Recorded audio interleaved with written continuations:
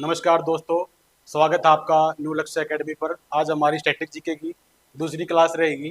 Last class में आपने देखा कि कैसे विभिन्न वाद्य यंत्रों से विभिन्न तरीके से हमने स्टैटिक जीके को कवर किया है। आज की हमारी वीडियो दूसरी रहेगी और इसमें हमने यूपी पुलिस को देखते हुए कम समय में अधिक से अधिक कंटेंट देने का एक वायदा किया है आपसे, क्योंकि सपना आपने देखा और पूरा करने की जान हमने भी पूरी झोंक दी है। भाई टाइम कम है, टाइम को देखते हुए हमने पूरा जीएस जो है कम टाइम में पूरे तरीके से सिलेबस को कवर किया है और हर तरीके से आपकी सहायता की जा रही है। तो आज की क्लास हमारी दूसरी रहेगी स्टैटिक जीके की। तो अपने कुर्सी की पेटी बांध लीजिए। पहला सवाल आपके कंप्यूटर स्क्रीन पे आने वाला है, या फोन में देख रहे हो तो फोन पे भाई, ठीक है। भाई पहला क्वेश्चन हमारा, किस खिलाड़ी की आत्मकथा। 1 मिनट भाई, पेन ले लेते हैं, बिना पेन काम नहीं चलेगा। ओहो,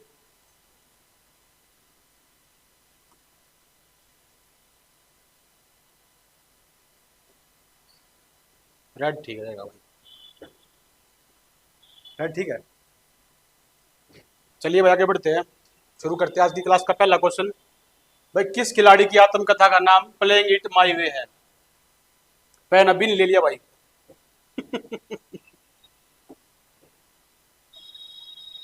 अरे भाई चलो भाई, किस खिलाड़ी की आत्मकथा का नाम प्लेइंग इट माई वे है।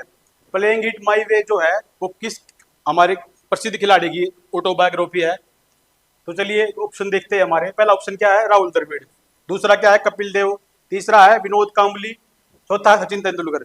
ये ज्यादा टाइम ना खराब करते हुए इसका आंसर आपको बताने जा रहा हूं मैं। सचिन तेंदुलकर की बुक है प्लेइंग इट माई वे, ठीक है। इसके साथ साथ हमने और भी जो हमारे भारतीय क्रिकेटर है या अदर क्रिकेटर है उनकी भी बुक आपके सामने अभी आएंगी, उनको भी आपने ध्यान से देखना है। आपके एग्जाम के लिए इंपॉर्टेंट रहने वाली है वो बुक भी। भाई इमरान की बुक है, 1 मिनट भाई, आज ये कुछ ज्यादा नखरे कर रहा है बोर्ड। इमरान की जो बुक है इमरान खान की, वो कौन सी है, पैट्रिक मर्फी के साथ इमरान खान, उनके साथ कैसे उन्होंने अपनी बुक को कोलैबोरेट किया है उसके बारे में बताया गया है। और अगली किताब हमारी बीटिंग द फील्ड ब्रायन, ये हमारी ब्रायन लारा की, जिन्होंने सर्वप्रथम टेस्ट क्रिकेट में 400 का आंकड़ा पार किया था, 400 रन बनाए थे। ब्रायन लारा की कौन सी बुक है, beating the field Brian. Brian के नाम से आपको हिंट मिल जाएगी, ठीक है। ब्रायन लारा की बुक है ये। उसके बाद है स्ट्रेट फ्रॉम द हार्ट। ये भाई सीधी मेरे दिल से, मैंने बिल्कुल दिल खोल के बुक लिखी है। वो हमारे है हरियाणा हरिकेन कपिल पाजी, कपिल देव, ठीक है। कपिल देव की अगुवाई में ही 1983 में हमने विश्व वर्ल्ड कप जीता था। ये बात भी आपको याद रखनी है। 1983 में कपिल देव की अगुवाई में भारतीय टीम ने अपना प्रथम विश्व कप जीता था। इसके बाद आ गई कंट्रोवर्शियल योर्स। ये भाई कंट्रोवर्शियल पाकिस्तानी बॉलर रहे हैं शोएब अख्तर। शोएब अख्तर आप जानते होंगे भाई, बड़े ही खतरनाक बॉलर थे। अच्छे अच्छे बैट्समैन इनके सामने कांपते थे जब ये बॉलिंग करते थे। इनकी स्पीड जो है 150 के अराउंड रहती थी। 150 तो ये मानो उनकी नॉर्मल है, ठीक है। शोएब अख्तर की बुक है कंट्रोवर्शियल योर्स। उसके बाद है द जर्नी। द जर्नी है भाई, ऑस्ट्रेलिया के खिलाड़ी है स्टीव स्मिथ, उसकी बुक का नाम क्या है, द जर्नी। स्टीव स्मिथ बड़े गजब के खिलाड़ी है। उसके बाद है a century is not enough. ये हमारे सौरभ दादा सौरभ गांगुली की बुक है भाई, a century is not enough. भाई एक सेंचुरी जो है इनफ नहीं है। सौरभ गांगुली को जो है ऑफ का भगवान बोलते हैं, ठीक है। वो कभी ऑफ में स्ट्राइक खेलते हुए कभी आउट ही नहीं हुए, ठीक है। और इसके साथ साथ आपको बता दूं, एक बड़ी इंपॉर्टेंट बुक है युवराज सिंह की। युवराज सिंह की बुक है, वो भी आपको याद रखनी है, the test of my life. The test of my life. भाई आपको पता है कैसे युवराज सिंह जैसे खिलाड़ी, जो जुझारू खिलाड़ी होते हैं, कैसे परिस्थितियों के आगे हिम्मत ना हारते हुए कैंसर जैसी बीमारी को उन्होंने मात दे दी। और 2011 के विश्व कप में मैन ऑफ द सीरीज रहे, वो मैन ऑफ द टूर्नामेंट रहे। उन्होंने हर तरीके से भारतीय टीम को वर्ल्ड कप जिताने में अपनी उल्लेखनीय भूमिका निभाई है हर तरीके से। उनकी बुक का नाम क्या है, the test of my life.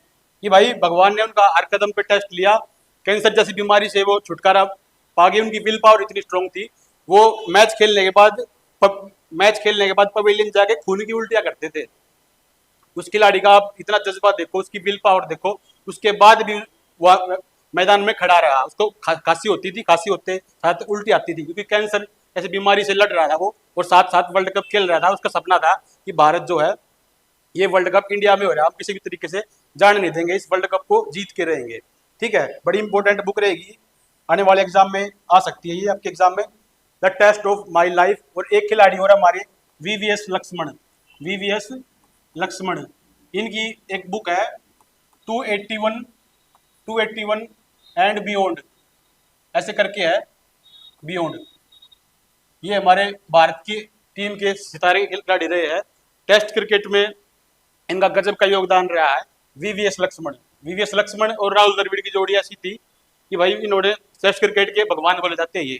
ठीक है, भारतीय टीम की दीवार बोलते हैं किसको, राहुल द्रविड़ को, और वही जिम्मेदारी लक्ष्मण साहब ने भी बखूबी निभाई है। ठीक है, वीवीएस लक्ष्मण की बुक कौन सी है, तो भाई आपने देखा कि हमने कैसे एक क्वेश्चन के माध्यम से विभिन्न जितने भी कंपटीशन के एग्जाम में बुक आई है या आने के चांसेस हमने एक क्वेश्चन के द्वारा सभी को टारगेट कर लिया। ठीक है, चलिए आगे बढ़ते हैं भाई। इसके बाद हमारा सेकंड क्वेश्चन है, one Indian girl, one Indian girl पुस्तक के लेखक कौन है भाई? अमित चौधरी, चेतन भगत, विक्रम चंद्रा, विक्रम सेठ। ज्यादा टाइम ना खराब करते हुए आपके एग्जाम की देखते हुए चेतन भगत इसका आंसर रहेगा भाई। ठीक है, आइए चेतन भगत के बारे में पढ़ लेते हैं। चेतन भगत हमारे देश के मल्टी पर्सनैलिटी आदमी रहे हैं, हर तरीके से ये, आपने एक मूवी देखी होगी टू स्टेट्स, वह भी इन्हीं का प्रोडक्ट है। चेतन भगत ने इसके अलावा कौन कौन सी बुक लिखी है? 5 पॉइंट समवन, ये टू स्टेट्स के बारे में आपको बता रहा था मैं, टू स्टेट्स भी इन्हीं की रचना या कृति है। व्हाट यंग इंडिया वांट्स, कि भाई हमारा इंडिया क्या चाहता है, ये भी इन्होंने ही लिखी है, चेतन भगत ने। ठीक है, चेतन भगत की ये सारी बुक रहने वाली है। एक और थी हाफ गर्लफ्रेंड के नाम से एक मूवी आई थी, हाफ गर्लफ्रेंड, वो भी इसका एक नॉवल है। ठीक है, वो आप कैसे भूल सकते हो, आपको आसानी से याद हो गया होगा। ठीक है, चलिए आगे बढ़ते हैं। अमित चौधरी, अमित चौधरी की बुक कौन सी है? Friend of my youth. ठीक है, friend of my youth, Odysseus abroad, Odysseus abroad, ये किसकी बुक है? अमित चौधरी की। उसके बाद है विक्रम चंद्रा, विक्रम चंद्रा की बुक कौन सी है? Sacred games. ठीक है, एक वेब सीरीज भी आई थी सेक्रेड गेम्स के नाम से, जो बड़ी प्रचलित हुई, सेक्रेड गेम्स की किसकी बुक है? विक्रम चंद्रा की। उसके बाद है red earth and pouring, red earth and pouring किसकी है भाई? विक्रम चंद्रा की। उसके बाद है लास्ट हमारी Vikram Seth, to lives, to lives. उसके बाद क्या है? The golden gate. ठीक है भाई, इनको आप एक बार देख लोगे तो आपकी समझ में आ जाएगी। आगे आ गया भाई पाक से क्वेश्चन आ गया हमारा कि भाई निम्नलिखित में से किस राज्य में क्लाउडेड लेपर्ड नेशनल पार्क स्थित है? इसमें पूछा गया कि भाई क्लाउडेड नेशनल पार्क जो है भारत के कौन से राज्य में स्थित है? आपके सामने ऑप्शन है सिक्किम, नागालैंड, मेघालय, त्रिपुरा। ठीक है, ये ऑप्शन है, और चारों ही ऑप्शन इसने नॉर्थ ईस्ट के दे दिए, तो यहाँ पे थोड़ा कंफ्यूज कर दिया। इसका ऑप्शन क्या रहेगा? त्रिपुरा। ठीक है, त्रिपुरा आपको याद रखना है। चलिए आगे पढ़ लेते हैं। विभिन्न भारत के जितने भी नेशनल पार्क है उनके बारे में मोटी मोटी नजर मार लेते हैं, जो इंपॉर्टेंट रहने वाले आपके एग्जाम को देखते हुए। पहला भाई किसके है? जम्मू कश्मीर के। जम्मू कश्मीर में हमारे 3 इंपॉर्टेंट रहने वाले हैं, क्या क्या नाम उनके, चलिए देख लेते हैं। सबसे पहले है दांची गांव नेशनल पार्क, ये कहाँ है? हमारा जम्मू कश्मीर में। ठीक है, JNK, जम्मू कश्मीर में। ठीक है, JNK तो अब इसको नहीं बोल रहे, ये जम्मू में पड़ता है।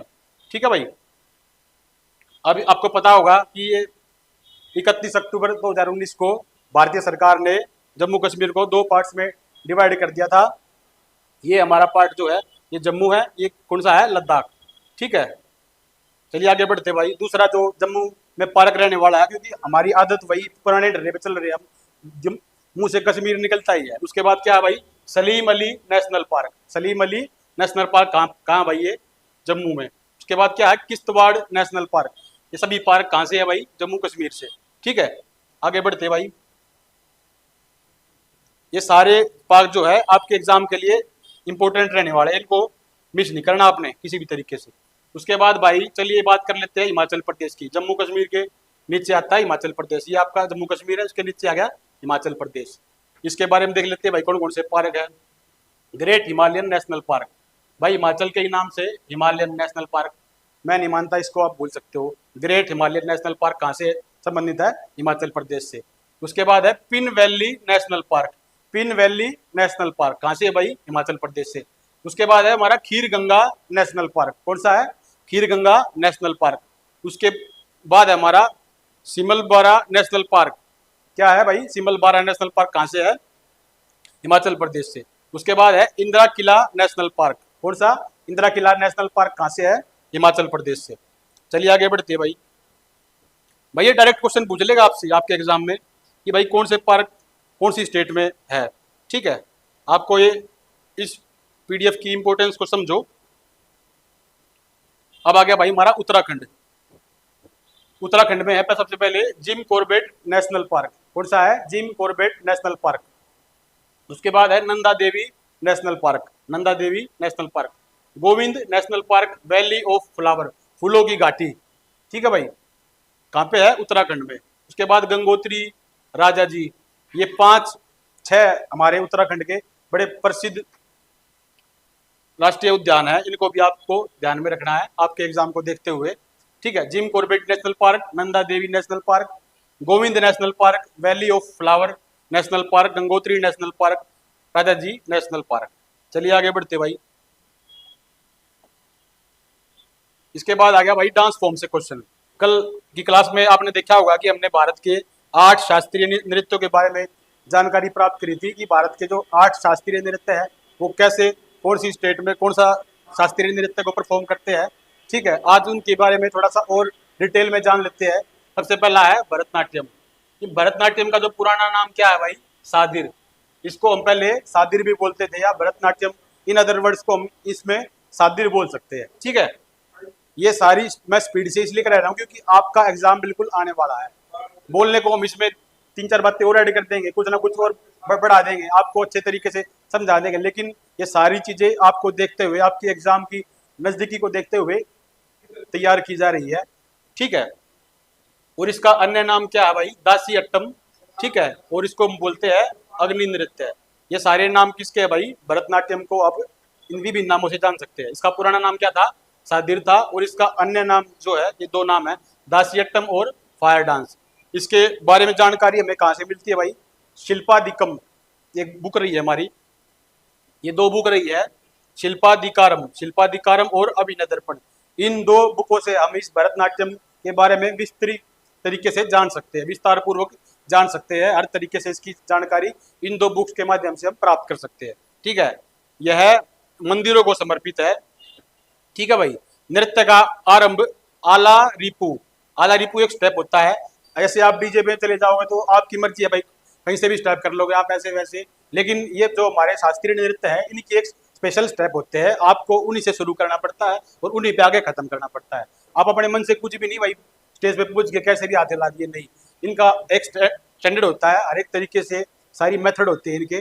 जब आप स्टेज पे जाओगे सबसे पहले आप कौन सा स्टेप करोगे? सबसे पहला स्टेप कौन सा होगा हमारा? आला रिपू। ठीक है, नृत्य का आरंभ भी यहाँ से होता है, आला रिपू स्टेप के माध्यम से आप नृत्य को शुरू करोगे। उसके बाद विभिन्न स्टेप आएंगे और लास्ट में आप खत्म भी एक पर्टिकुलर स्टेप पे करोगे। ये नहीं है कि आप अपने शुरू जो कर दिया ठीक कर दिया, लेकिन खत्म आप किसी और पे कर सकते हो। ठीक है, खत्म करने का भी एक प्रॉपर एक स्टेप है, उसी पे आप खत्म करोगे। ठीक है, आगे बढ़ते भाई। अब आगे ओडिसी के बारे में जान लेते हैं भाई, ओडिसी नृत्य के बारे में। ठीक है, ओडिसी नृत्य जो है भगवान कृष्ण से संबंध रखता है। ओडिसी नृत्य जो है भगवान कृष्ण से संबंधित है। यह त्रिभंग मुद्रा में किया जाता है। ठीक है, इसको करने के लिए कौन सी मुद्रा होती है भाई? त्रिभंग मुद्रा।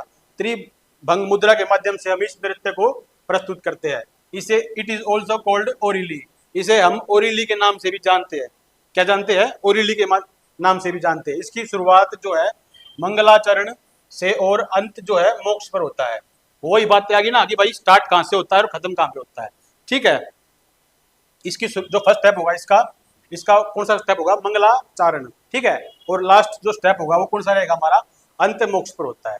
ठीक है, मंगलाचरण जो है वो पृथ्वी माता को पुष्प अर्जित कर रहे हैं हम। ठीक है, जैसे हम स्टेज पे आ गए तो पहला स्टेप हमारा क्या होगा? पुष्प अर्जित करेंगे हम। ठीक है, किसको करेंगे? पृथ्वी माता को करेंगे।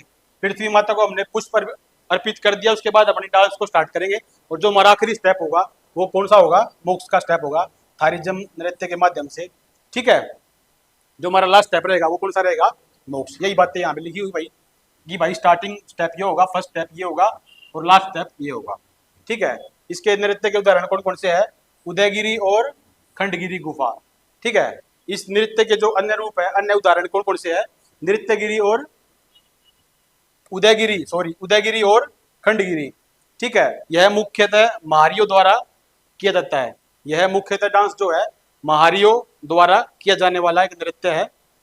यही बातें मैंने आपको बता रहा हूँ और यही बातें यहाँ लिखी हुई है। नृत्यांगनाएं शरीर से जटिल ज्यामितीय पैटर्न बनाती है, इसे सचल मूर्ति कहा जाता है। कि भाई जो डांस करने वाली होती है वो अपने जो है शरीर से डिफरेंट टाइप की बड़ी कॉम्प्लेक्स जो है ज्यामितीय पैटर्न बनाती है, अपने डांस को आपके सामने प्रस्तुत करती है, बड़े कॉम्प्लेक्स तरीके से होता है। आप ये नहीं, उसको उसकी डांस की एक बारीकी होती है, वो डांस जो है उसी फॉर्म में होगा। आप ये नहीं उसको एक स्टेप भी इधर से उधर कर दोगे, बड़ा टाइम लगता है भाई, बड़ा सूक्ष्म तरीके से ये डांस होता है। देखने में लगता है कि सामने वाला ऐसे ही हाथ हिला रहा है, लेकिन उसके पीछे की मेहनत को आप नहीं जान पाते। ठीक है, चलिए आगे बढ़ते हैं। यह नृत्य जो है जल तत्व का प्रतीक है। किसका भाई, जल तत्व का, ये पॉइंट रह गया था हमारा। यह नृत्य जो है जल तत्व का प्रतीक है। चलिए आगे बढ़ते भाई। अब आ गया मणिपुरी, अब हम पहुंच गए नॉर्थ ईस्ट साइड में। ठीक है, मणिपुर में क्या है भाई, यह वैष्णव संप्रदाय से संबंधित है। उन संप्रदाय से, वैष्णव संप्रदाय से संबंधित है। भगवान श्री कृष्ण के जो बचपन की जो उनकी कहानियां है, नटखट भरी कहानियां जो भगवान श्री कृष्ण की है, वो इस डांस के फॉर्म से दिखाई जाती है। आपको फोटो भी दिखाई दे रहा होगा यहाँ पे, इसमें छोटे छोटे उनके माध्यम से, मुखौटों के माध्यम से हर तरीके से श्री कृष्ण की बचपन की अवस्था को दर्शाया गया। कैसे वह मक्खन चुराने के लिए नित्य नए नए प्रयोग करते थे और कैसे अपने भोलेपन से सभी को हंसाते थे, गुदगुदाते थे। इसमें यही बातें दिखाई गई है। भगवान श्री कृष्ण के बाल्यकाल की आपको मैंने बता दिया, बाल्यकाल की कहानियां दर्शाई गई है। इसकी 3 प्रमुख शैलियां कौन कौन सी है भाई, लाई, हरोबा, संकीर्तन और रासलीला। इसकी जो है 3 प्रमुख शैली कौन सी है, लाई, हरोबा, संकीर्तन और रासलीला। ठीक है, इसमें पैना, ये बड़ा इंपॉर्टेंट है भाई, आगे मैं पढ़ाऊंगा। पैना वाद्य यंत्र किस काम आता है और कैसे बजता है। पैना वाद्य यंत्र का प्रयोग होता है इसमें। ठीक है, इस डांस का प्रयोग करने में पैना वाद्य यंत्र का प्रयोग किया जाता है। ठीक है, आगे बढ़ते भाई। कुचिपुड़ी, भैया आपने अक्सर देखा होगा कुचिपुड़ी से क्वेश्चन आ ही जाता है। कुचिपुड़ी को याद करने की एक टेक्निक आपको बता दूंगा कि भाई कच्ची पूड़ी, अंधा आदमी जो है, जो अंधा आदमी को ये नहीं दिखाई देगा कि ये पूरी या पूड़ी बोल लो, ये पकी हुई है या कच्ची है, वो कैसे को जैसी दे दोगे वैसे ही खा लेगा। ठीक है, वो स्वाद से बता देगा कि भाई हाँ थोड़ा सा मुझे लग रही है कच्ची है। इसको याद करने की टेक्निक है ये, ज़्यादा दूर मत जाओ यहीं पे रहो। कुचिपुड़ी जो है वो याद करने की टेक्निक है भाई। भाई कच्ची पूड़ी, अंधा आदमी जो होगा वो अच्छे से देख नहीं पाएगा, वो खा लेगा। और हम कैसे देख लेंगे भाई ये कच्ची लग रही है, हम नहीं खाएंगे। तो ये याद करने की टेक्निक है। इन्हीं तरीके से आप भी अपनी भाषा के अनुसार, अपनी सहूलियत के अनुसार, अपनी कन्वीनियंस के अनुसार इन चीज़ों को याद करने की ट्रिक बनाओ। इन ट्रिक से ही ये याद होंगी। 1-2 ट्रिक बना लो, मेन एक बार चीज़ों को गो थ्रू कर लो तो आपको ये चीज़ें याद हो जाएंगी। ये देखने से याद नहीं होंगी, आपको भी कुछ ना कुछ रचनात्मक तौर पर करते रहना पड़ेगा, कुछ ना कुछ क्रिएटिव सोचना पड़ेगा याद करने के लिए। अब जैसे हमने ये बना दिया कि अंधा आदमी, क्यों अंधा आदमी के सामने आप कैसी पूड़ी दे दोगे तो वो खा लेगा। तो कुची पूड़ी जो है, जो कच्ची पूड़ी है, उसको हमने अंधे आदमी से रिलेट कर दिया। तो अंधे का मतलब क्या, आंध्र प्रदेश। ठीक है, हमने याद करना भाई, हमने क्या लेना है, हमारा काम है एग्जाम में नंबर लेके आना। अपने को क्या है, अपने को याद करना है। ठीक है, आंध्र प्रदेश के कृष्णा जिले के एक गांव कुचेलापुरम। ठीक है भाई, ये सारी कु से चल रही बातें, कुचिपुड़ी, गांव कुचेलापुरम, ये सारी आपको दिमाग में रिलेट करनी है कि भाई यहाँ से जुड़ी हुई चीजें। ठीक है, कच्ची पूड़ी जो थी, जो अंधा लोग था वो खा गया आंध्र प्रदेश का। ठीक है, तो सारी बातें आपको अलग तरीके से या इससे बेटर तरीके से अगर आप याद कर सकते हो, आपके पास कोई टेक्निक है अपनी क्षेत्रीय भाषा में या कहीं भी, तो आप उसको याद करने का एक नया तरीका आजमा सकते हो। यह जो भाषण है माइम और शुद्ध नृत्य को जोड़ता है। ये होगा भाई गांव कुचेलापुरम। यह भाषण जो है माइम और शुद्ध नृत्य को जोड़ता है। भागवत पुराण को इस डांस का आधार माना गया है। ठीक है भाई, आधार किसको माना गया है? भागवत पुराण को। और पीतल की तस्तरी में पैर रखकर नृत्य करने का प्रचलन है कि भाई पीतल की तस्तरी में पैर रखेंगे और विभिन्न डांस के फॉर्म को अंजाम देंगे। ठीक है, करने का प्रचलन है, प्रचलित है।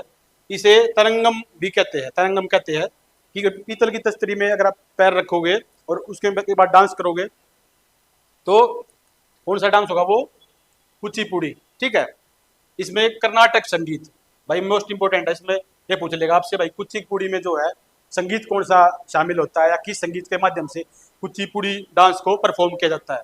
तो उसमें कौन सा है भाई? कर्नाटक संगीत। ठीक है, ये अब इसमें बड़ा इंपॉर्टेंट पॉइंट रहने वाला है याद करने के लिए। आगे बढ़ते हैं भाई, ये स्पीड से मैं इसलिए करा रहा हूँ ताकि आपका एग्जाम बिल्कुल नजदीक है। डिटेल से पढ़ने के लिए हमारे पास बहुत सारी मैटर लेके आएंगे, भी विस्तार से आपको पढ़ाऊंगा ना, सब मजा आएगा। ठीक है, अब आ गया भाई नॉर्थ इंडिया का डांस कथक। कौन सा आ गया? नॉर्थ इंडिया का कथक। कथक और कथकली में बच्चों को अक्सर थोड़ा सा डाउट रहता है। कथकली जो है साउथ से है, साउथ में कहाँ से? केरल से। और कथक जो हमारा नॉर्थ इंडिया का डांस है कहाँ संबंधित है? यूपी से।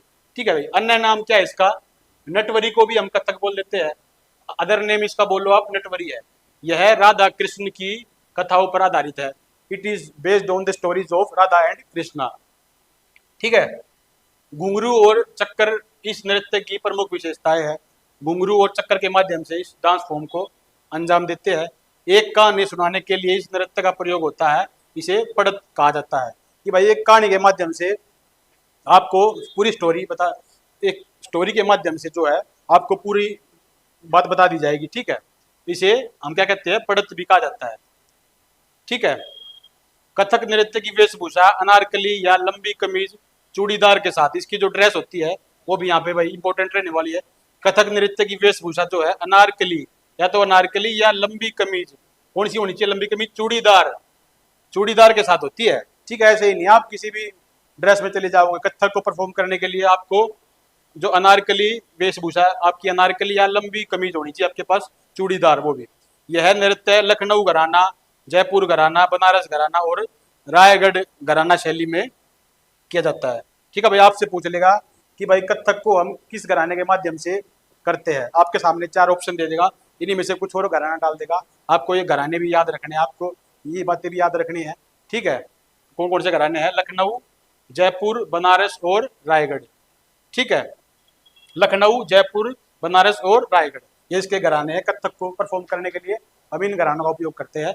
आपको एक बार याद कर लेने, लखनऊ, जयपुर, बनारस और रायगढ़। कथक की शास्त्रीय शैली को 20वीं शताब्दी में लेडी लीला सोखे के द्वारा, किसके द्वारा? लेडी लीला सोखे के द्वारा पुनर्जीवित किया गया। कि भाई टाइम के साथ साथ चीजें धूमिल होती जा रही थी, हमारा ध्यान इस ओर नहीं जा रहा था। यह जो है इतिहास में ये डांस जो है धीरे धीरे अपनी पहचान होता जा रहा था। इसको पुनर्जीवित करने का कार्य किसने किया भाई? लेडी लीला सोखे के द्वारा। भाई लेडी लीला सोखे ने पूरा एडी चोटी का जोर लगा दिया इस डांस को उठाने में। ठीक है, पुनर्जीवित कर दिया। यही बातें है हमारी। चलिए आगे बढ़ते हैं। इसके बाद आगे भाई वाद्य यंत्र। भाई किस स्टेट में कौन सा वाद्य यंत्र प्रचलित है या कौन सा वाद्य यंत्र बजाया जाता है? ठीक है, पेना पुंग सबसे पहले हमारे लिखे हुए म्यूजिकल इंस्ट्रूमेंट, यहाँ पे लिखे हुए स्टेट कि भाई कौन से राज्य से कौन सा वाद्य यंत्र संबंधित है।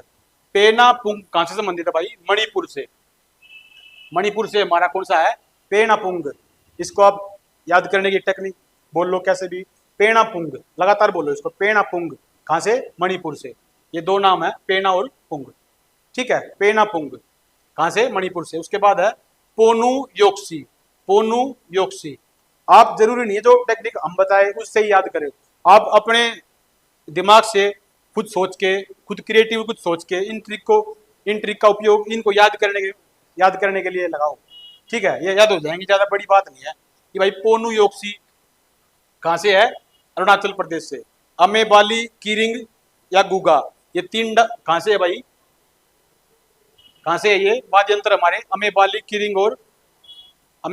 किरिंग और गुगा कहाँ से है? अरुणाचल प्रदेश से। ठीक है, उसके बाद है अलगोजा, कामाइचा। थोड़े से नाम ये अटपटे आपने नहीं सुने होंगे, लेकिन इनको अगर आप थोड़ा सा रिलेट करोगे, थोड़ा सा दिमाग में ट्रिक बनाओगे याद करने का प्रयास करोगे तो आपको याद हो जाएगा। ठीक है, अलगोजा, कमाईचा, मोरचंग, करताल कहाँ से संबंधित है भाई? राजस्थान से। ठीक है भाई, क्या करें, याद करने पड़ेंगे, हमारे पास कोई चारा भी तो नहीं है। उसके बाद चिंकारा, चिंकारा कहाँ से भाई? एमपी से, मध्य प्रदेश, चिंकारा। ठीक है, कोई भी टेक्निक आप, घटम, घटम कहाँ से है भाई? घटम हमारा आंध्र प्रदेश से। कहाँ से है? आंध्र प्रदेश में। आपने एक मूवी देखी होगी, दिल जले मूवी। दिल जले मूवी में अमरीश पुरी बजाता है, एक वो गाना चलता है पीछे बैकग्राउंड में कि भाई शाम है धुआं धुआं, जिस्म का रुआं रुआं। उसमें अमरीश पुरी बड़ा खतरनाक तरीके से इसको परफॉर्म करता है, बड़ी हंसी आती है भाई। आज एक क्लास खत्म होने के बाद देखना उस वीडियो को। ठीक है, बड़ी हंसी आती है। और क्या डायलॉग मारता है कि भाई दिल जले, दिल जले, वो लाले, यहाँ तो सभी दिल जले है। ठीक है भाई, मुझे यही यंत्र देख के उस मूवी की याद आती है बार बार। ठीक है, आंध्र प्रदेश से है ये। पखावज, पखावज, पखावज। अमरीश पुरी भाई गजब के कलाकार थे, उन्होंने जो भी रोल किया उसको बिल्कुल ऐसा बना दिया कि दूसरा को करेगा ना तो मजा ही नहीं आएगा। एक रोल को बिल्कुल ऐसा कर देते थे कि इसके अलावा कोई उसके उससे बेहतरीन कोई कर ही नहीं सकता। ठीक है, अमरीश पुरी मेरे फेवरेट एक्टर रहे हैं, हर रोल में फिट थे वो, हर रोल में, हर तरीके से। इसके बाद है भाई हमारा सुंदरी इकतारा। सुंदरी अलग है भाई, इकतारा अलग है। सुंदरी इकतारा कहाँ से है? महाराष्ट्र से। ठीक है, कहाँ से है? महाराष्ट्र से। बीच में हमारा पखावज, पखावज कहाँ से था? बिहार से। ठीक है, उसके बाद है मर्दल महुरी देनका। मर्दल महुरी देनका कहाँ से है भाई? ये हमारे ओडिशा से। कहाँ से है? ओडिशा से। उसके बाद है खुआंग, खुआंग, ये कहाँ से है भाई? मिजोरम। कि भाई मैं नहीं खाऊंगा, मैं नहीं खाऊंगा, आप कैसे भी करके याद कर लो। मिजोरम, मी, मिजोरम से क्या है? खुआंग। ठीक है, अपने तरीके से आप याद कर लो। पावा तूरी बंगाल, ये कहाँ से संबंधित है भाई? गुजरात से। ठीक है, पावा तूरी बंगाल। उसके बाद है पेपा टोका गोगोना। पेपा टोका गोगोना कहाँ से है? असम से। ठीक है, चलिए आगे बढ़ते हैं भाई। इसके बाद आगे वाद्य यंत्र तो हमने देख लिया भाई, इनको बजाने का जो फेमस पर्सनैलिटी है वो बजाती है इनको, उनके नाम देख लेते हैं। आपने अक्सर अल्लाह रखा शहनाई वादक जो हमारे बेहतरीन रहे हैं, हर तरीके से उनका नाम सुने होंगे, आज सारे इस वीडियो में कवर कर देंगे भाई। ठीक है, जाकिर खान, जाकिर हुसैन, हर तरीके से। सबसे पहला हमारा वाद्य यंत्र है कि भाई तबला। तबला किसके द्वारा बजाता है, या भारत में कौन सी ऐसी पर्सनैलिटी है जो तबला जो है उत्कृष्ट बजाती है, या उनको भारत सरकार की तरफ से सम्मान दिया गया है, पद्म श्री दिया गया है, वो सारी बातें इसमें रहने वाली है। आप ध्यान से सुनोगे तो आपको सारी बातें समझ आ जाएंगी। तबला क्या है भाई? तबला का जो है फेमस पर्सनैलिटी अल्लाह रखा खां, ये आप साइड में फोटो देख सकते हैं। तबला इसको बोलते हैं भाई। इसमें एक दो होते हैं, आप सिंगल को तबला नहीं बोल सकते, इस आप सिंगल को तबला नहीं बोल सकते। तबले का मतलब है एक के साथ दो, दो ढोल होने अक्सर होने चाहिए, तभी उनको आप बजाओगे, वो उसको बोलेंगे तबला। जाकिर हुसैन जो है सबसे कम उम्र 37 वर्ष में, आप ये देखो 37 वर्ष में इन्होंने भारत सरकार से पद्म श्री ले लिया 1988 में। ठीक है, फेमस पर्सनालिटी जाकिर हुसैन, बड़े ही खतरनाक तरीके से तबला बजाते हैं। एक बार इनके हाथ में तबला आ गया ना, पता नहीं आपको नए नए करतब दिखा देंगे, आप सोच भी नहीं सकते। उसके बाद इनको दोबारा पद्म भूषण मिला 2002 में। ठीक है, उसके बाद पद्म विभूषण की भाई आप देखो, पद्म श्री, पद्म भूषण, पद्म विभूषण, तीनों ही पुरस्कार एक भारत रत्न को छोड़ दे तो तीनों ही पुरस्कार इनको मिल गए हैं। ठीक है, इसके बाद हमारे किशन महाराज, ये बड़े फेमस तबला वादक रहे हैं। समता प्रसाद, गुदई महाराज। इसमें से भाई आपको एक बार देख लेना है, नजर मार लेनी है, क्या पता आपके एग्जाम में कौन सा आ जाए। हम किसी को छोड़ नहीं सकते। ठीक है, हम किसी को छोड़ने का रिस्क नहीं ले सकते। ठीक है, पंडित आनंद गोपाल जो है ये भी तबला वादक है। सुखविंदर सिंह भी तबला वादक है। लतीफ अहमद खां, फैयाज खां, स्वपन चौधरी, अनोखे लाल मिश्र, पंडित जसराज। पंडित जसराज जो है बड़ी फेमस पर्सनालिटी रहे हैं, हरियाणा से संबंधित है इनका। ठीक है, बड़े गजब के सिंगर भी रहे हैं। निखिल ज्योति, निखिल ज्योति घोष, निखिल ज्योति घोष, तन्मय बोस, विक्रम घोष की भाई घोष बोस, ये सारे क्या है? तबला वादक। ठीक है, आपको अलग अलग तरीके से ट्रिक बता रहा हूँ मैं याद करने की। उसके बाद आनंद गोपाल बंदोपाध्याय, रविंद्र यावागल, कुमार बोस, बोस घोष, ठीक है ना। ये सारे जितने भी घोष है, पंडित शंकर घोष, पंडित उदय मजूमदार, पंडित पंडित भी काफी आगे इसमें, ठीक है। तो ये आप इसको याद करने की एक तरीके से इनका उपयोग कर सकते हो, याद करने के लिए एक अलग से अपनी ट्रिक क्रिएट कर सकते हो। उसके बाद आगे भाई सितार वादक। भाई सितार वादक कौन कौन से है? जो सितार का नाम सुनता ही आपके दिमाग में पंडित रविशंकर जी का नाम आ गया होगा। पंडित रविशंकर जी जो है सितार इसको बोलते हैं भाई। किसी को अगर सितार के बारे में नहीं पता तो आप फोटो के माध्यम से समझ सकते हो। सितार, पंडित रविशंकर की बेटी का नाम क्या है? अनुष्का शंकर। क्या है? अनुष्का शंकर। पंडित रविशंकर जो है बड़ी फेमस पर्सनालिटी रहे हैं सितार की फील्ड में। इन्होंने अपनी आत्मकथा लिखी है, माई लाइफ माई म्यूजिक, ठीक है, माई लाइफ माई म्यूजिक। आप ये देखो भाई, पुरस्कार कोई है ही नहीं जो इनको नहीं मिला होगा। भारत रत्न इनको मिल गया 1999 में, उसके बाद पद्म विभूषण मिल गया 1981 में, पद्म भूषण 1967 में, रेमन मैक्स से भी मिला इनको भाई। आप ये देखो कितनी फेमस पर्सनैलिटी है कि भारत रत्न, पद्म विभूषण, पद्म भूषण, रेमन मैक्स से, हर तरीके से अवार्ड से बिल्कुल लैस है ये। हर तरीके से अपनी फील्ड में इतनी महारत हासिल कर ली है कि आपको कुछ सोचने की जरूरत ही नहीं है, ठीक है। उसके बाद भाई इसके अलावा पंडित रविशंकर के अलावा और नाम याद कर लेते हैं। उमा शंकर मिश्र, बुद्धादित्य मुखर्जी, निखिल मुखर्जी बैनर्जी, ठीक है, विलायत खां, बंदे हसन। ये याद करने की टेक्निक है, मुखर्जी बैनर्जी। थोड़ा सा दिमाग लगाओगे या क्रिएटिव तरीके से सोचोगे तो अगर इनको आप अच्छे से याद कर लोगे। उसके बाद है शाहिद परवेज, राजीव जनार्दन, मंजू नंदन मेहता, कुशल दास, कार्तिक कुमार, अरविंद पारेख, हरशंकर भट्टाचार्य। ये सारे संबंधित कहाँ से है भाई? सितार वादक है ये। फेमस जो थे पंडित रविशंकर थे, उनकी बेटी अनुष्का शंकर। इनके बारे में थोड़ा सा मैं अच्छे से याद नहीं कर पा रहा हूँ। उनकी पत्नी का नाम क्या था? अन्नपूर्णा देवी। रोशन आरा खां, सुरबहार वाद्य यंत्र बजाती थी ये, ठीक है। चलिए आगे बढ़ते भाई एग्जाम को देखते हुए। उसके बाद भाई बांसुरी आ गई हमारी। बांसुरी तो सबको पता होगा भाई। बांसुरी जो है श्री कृष्ण भगवान गजब की बांसुरी बजाते थे। बांसुरी की ये फोटो है, देखने की जरूरत नहीं है, बांसुरी का पता है। हरि प्रसाद चौरसिया, फेमस पर्सनालिटी क्या है? हरि प्रसाद चौरसिया। इनको भी देखो आप, सरकार ने, भारत सरकार ने पद्म विभूषण, पद्म भूषण से सम्मानित किया है। पद्म विभूषण इनको मिला है 2000 में और पद्म भूषण मिला है 1992 में। और इसके अलावा फेमस पर्सनालिटी कौन सी है? पन्नालाल घोष, वी कुंजमणि, एन लीला, राजेंद्र प्रसन्ना, राजेंद्र कुलकर्णी, चेतन कुमार जोशी, माला चंद्रशेखर, रोनू मजूमदार, राकेश चौरसिया, ठीक है भाई। हरिप्रसाद चौरसिया, राकेश चौरसिया, इनको ग्रैमी अवार्ड मिला है 2024 में, ठीक है। नित्यानंद हल्दीपुर, विवेक सोनार, ठीक है। एक बार आप इनको अच्छे से देख लोगे एक दो बार तो आपको याद हो जाएंगे, या क्रिएटिव तरीके से सोचोगे, ट्रिक बनाओ, याद करो, ठीक है। इसके बाद आ गया भाई शहनाई। शहनाई बिस्मिल्लाह खां।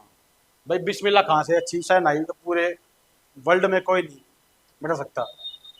शहनाई इन्होंने, जब भारत की आज़ादी मिली 1947 में, तो इन्होंने लाल किले पर शहनाई बजा दी। बड़ा ही हिस्टोरिकल मूवमेंट था वो भी, ठीक है। इनको चारों शीर्ष सम्मान कौन कौन से? भारत रत्न, पद्म विभूषण, पद्म भूषण, पद्म श्री, ठीक है। इनका सीक्वेंस भी यही है। फर्स्ट प्रायोरिटी हम इसको देते हैं, सेकंड पे ये, थर्ड पे ये, फोर्थ पे ये, ठीक है। चारों इंपॉर्टेंट पुरस्कार इनको भारत सरकार की तरफ से मिले हुए हैं। फेमस पर्सनालिटी है बिस्मिल्लाह खां, शहनाई वादक है, ठीक है। इसके अलग से जो और जो अदर नेम है उनको आप यहाँ से देख सकते हो। अली अहमद है हमारा भाई, महत्वपूर्ण शहनाई वादक है। हुसैन खां, दया शंकर जगन्नाथ, बागेश्वरी कमर, इकलौती महिला है। आपसे पूछ लेगा इकलौती महिला जो शहनाई बजाती है, आपको याद रखना है कि यहाँ पे जो इकलौती आ गया ना भाई, इन पे क्वेश्चन की इंपॉर्टेंस समझो आप। इकलौती महिला, ठीक है, यहाँ से क्वेश्चन बन सकता है, आप इसकी इंपॉर्टेंस को समझे। इकलौती महिला कौन है जो शहनाई बजाती है? कौन है भाई? बागेश्वरी कमर, ठीक है। आगे बढ़ते, कृष्णा आर चौधरी। कृष्णा आर चौधरी जो है शहनाई वादक है, महत्वपूर्ण। एन रमाणी, ठीक है। चलिए आगे बढ़ते भाई। इसके बाद आ गई वीणा। भाई आप अब देख लेते हैं कि फेमस वीणा वादक कौन से है हमारे देश में। फेमस वीणा वादक कौन है? वीणा की फोटो आप देख सकते हो, वीणा ऐसी होती है भाई, ठीक है। S Balachandran, S Balachandran.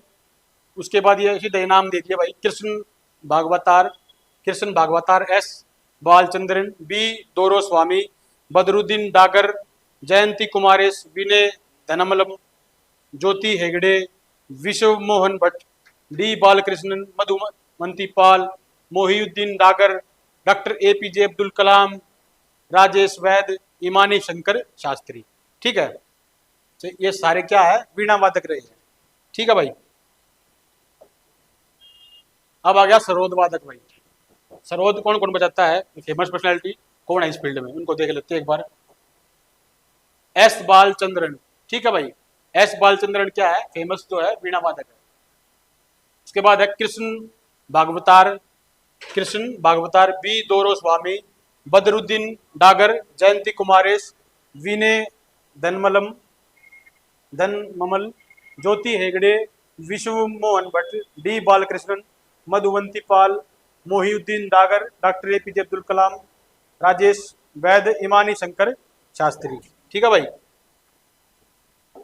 आगे बढ़ते हैं। सरोद वादक, सरोद वादक कौन से है भाई? अमजद अली खां, अमजद अली खां के दो पुत्र है भाई, अमान अली खां और अयान अली खां। अमजद अली खान के दो पुत्र है, कौन कौन से है? अमान अली खां और अयान अली खां। ये दोनों क्या है? सरोद वादक है। 2014 में जो है इनको नोबेल कंसर्ट में बुलाया गया था। ठीक है, कहाँ बुलाया गया था? नोबेल कंसर्ट में। जरीन दारूवाला, ये तो आप भाई नाम नहीं भूल सकते। जरीन दारूवाला कहाँ से है? सरोद वादक से। ऐसे ऐसे नाम हो ना तो भाई कोई भी नहीं भूलेगा। ठीक है ऐसे ऐसे नाम होंगे तो कोई भी नहीं भूलेगा। जरीन दारूवाला को आप जरूर लगा दोगे कि भाई सरोद वादक है। उसके बाद मुकेश शर्मा, हाफिज खां, अली अकबर खां, अलाउद्दीन खां, विश्वजीत राय चौधरी, बुद्ध देवदास गुप्ता, राजीव तारानाथ, विकास महाराज, तेजेंद्र मजूमदार, ये सभी क्या है? सरोद वादक है। ठीक है भाई, चलिए आगे बढ़ते हैं। इसके बाद भाई एक दो पीठ फोटो और रह गया हमारा। मृदंग भाई, मृदंग जो है कौन अच्छा बजाता है? ये आपके सामने नाम दे दिए। टी गोपाल कृष्णन। मृदंग की फोटो ऐसी होती है भाई, देख लो, किसी ने नहीं देखा होगा। ठीक है।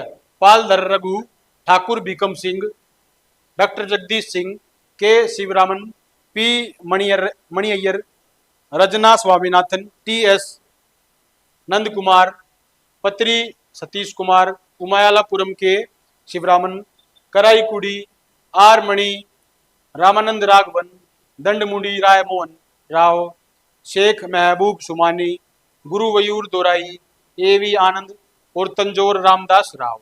ये सभी क्या भाई? मृदंग वादक। ठीक है भाई, मृदंग को बजाने वाले ये आप देख सकते हो फोटो में। ठीक है, कैसे बजता है। इसके बाद भाई वायलिन। वायलिन तो आपने देखी होगी भाई, मोहब्बतें मूवी में देखी नहीं आपने? शाहरुख खान। वायलिन को तो आप ये नहीं बोल सकते मैंने नहीं देखी सर, ये भाई शाहरुख खान ने इसको फेमस कर दिया वायलिन को। ठीक है।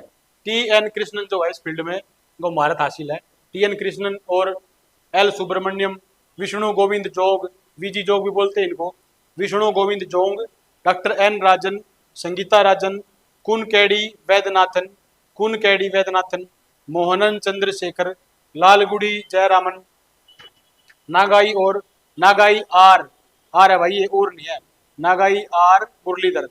ठीक है, ये क्या है? वायलिन, वायलिन से संबंधित सारे नाम, वायलिन को बजाते हैं। डी वेंकट स्वामी, कला रामनाथ एम ए, सुंदर सुंदरेश्वरम, संगीता शंकर, मोहन चंद्रशेखर, रागिनी शंकर, ज्योत्सना श्रीकांत, अभिजीत पी एस नायर। ठीक है भाई। वायलिन की रानी आपसे पूछ लेगा कि भाई वायलिन की रानी किसको बोलते हैं? डॉक्टर एम ललिता को बोलते हैं। किसको बोलते हैं? डॉक्टर एम ललिता को बोलते हैं।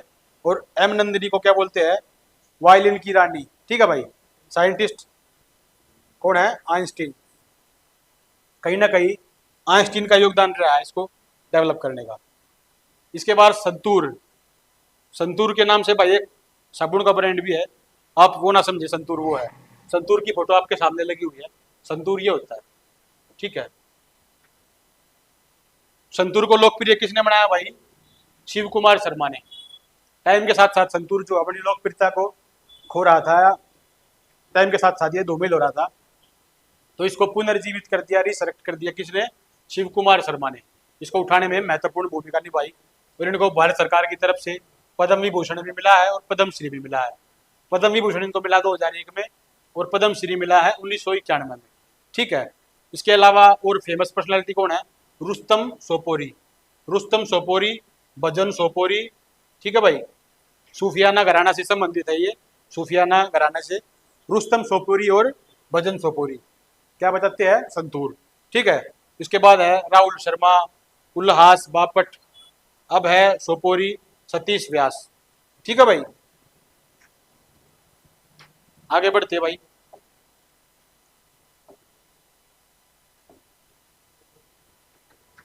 इसके बाद हमारी आ गया पखावज। पानी है सर? पखावज भाई, पखावज संबंधित कहां से है? ये पखावज का फोटो देख लो भाई।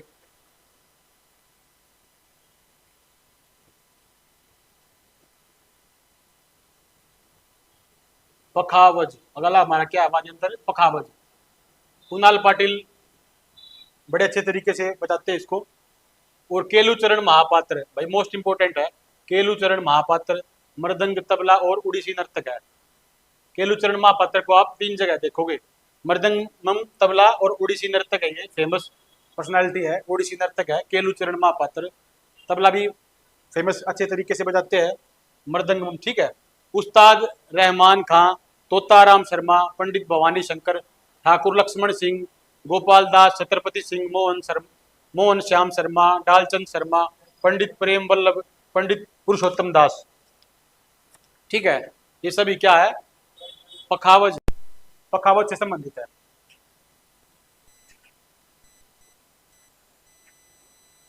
बारिश आओगी, ये रिकॉर्ड होगी नहीं है?